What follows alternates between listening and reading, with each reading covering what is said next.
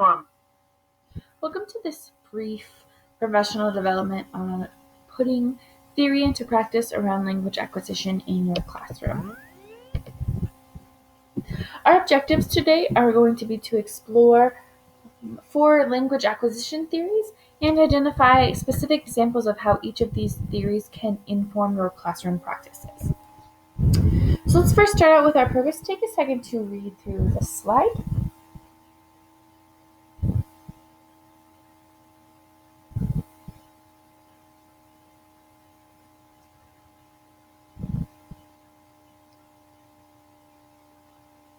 I think this slide does a beautiful job capturing our purpose as that we want to provide appropriate content area instructions for all students. And with our diverse group of English language learners and the increasing number of English language learners, we as educators need to know the theories.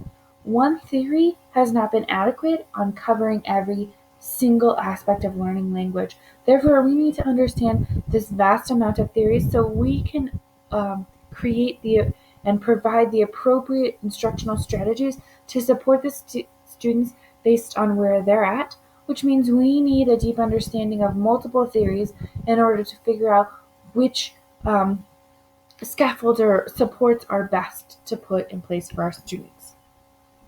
Now that you know our objectives and our purpose, you'll just take a second and think about what do you want to get out of this professional development? What is your intention?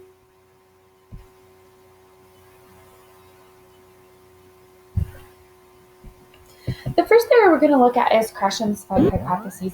So he makes 5 hypotheses. One, that learning language and acquisition are 2 different things. The second one is that there is a monitoring device which helps with detecting communication errors. His third hypothesis is that there's a natural order or progression to language learning. Fourth, that language learning or development only happens when there is a comprehensible input or an understandable input for students. And the fifth hypothesis dictates that students' socio-emotional needs must be met for language learning to happen. So let's see how we can apply him to our classroom. So let's just take a look at 2 of the hypotheses and the instructional strategies that support the hypotheses. So in order to create comprehensible input for your students, here are some of the things you can do. You can support them with sentence frames. This provides the language structure in order for them to demonstrate their knowledge with as they fill in information. Also, images or visual aids such as graphic organizers also support students with comprehensible input. The visual helps them break apart so that they can understand the meaning. Another way of providing comprehensible input is modeling the language for students so that they can see how a proficient speaker uses that language. The instructional strategies that support the affective filter, which is a foundational need in Gresham's theory, are to build relationship with your students, have conversations, get to know their interests, send home surveys, ask for their feedback, as well as have clear norms and expectations of how discussions and partner work and making mistakes function in your classroom so that students always feel that socio-emotional need is met so they have the ability to learn. Second theory we're going to look at is Vygotsky's. Well, it's not necessarily a language theory. It's critical in understanding an aspect of learning. In Vygotsky's sociocultural theory, he believes that learning happens, which includes language learning, through modeling and communication when a student is in their zone of proximal development. That means the communication and the interaction cannot be too hard or too easy. It has to be right at that level of development for the student.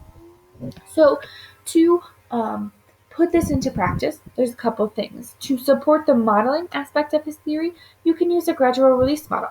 Think about a social studies classroom. There's lots of document analysis in the middle. As a gradual release model, I, as the teacher, would model a document for the students. How do I analyze the document?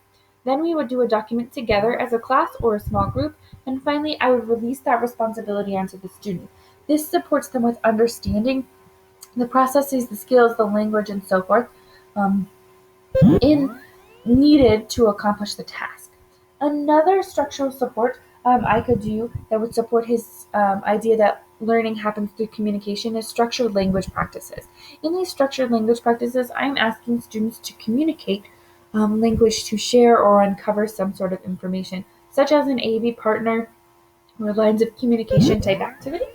Um, so students can practice and try on language and hear each other model that language, which both leads to the 3 and 4 of that collaborative group work, which is really his foundation of students need to be communicating to learn. Same with language learners. They need to be communicating and practicing that language on a regular basis. The third language or theory that we are going to look at is Chomsky's theory of language learning, and he believes that there is a students learn by testing and the rules of grammar. And in order to do that, they need to test and practice the rules of grammar in all 4 domains: reading, writing, listening, and speaking, as well as have the ability to practice and make errors in order to figure out the correct use of those grammatical structures. With that in mind, in the classroom, explicitly teaching vocabulary will help so that the words don't impede understanding. Students are really looking at the functioning of words and how they relate, as well as reflecting and editing and using explicit instruction and practice of grammar rules. I think back to the social studies classroom and how the language of an argument essay is written in the third person, and that's a real grammatical rule that students must learn, especially language learners. Thus, having students read a proficient response written in third person and compare it to their response and determine if the tense of the wording is the same, if theirs is written in first person. By comparing those two, really helps students get at that explicit grammar rule of tenses and writing and formal writing versus narrative type writing. The final theory we're going to look at is Skinner.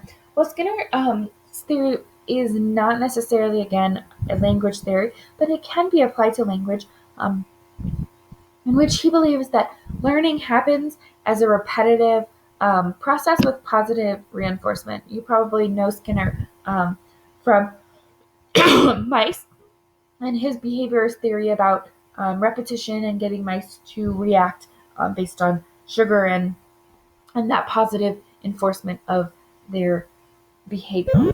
So in order to apply him to the classroom, repetitive practice would be essential to language. So students would need to, in their reading, writing, listening, and speaking, constantly be practicing.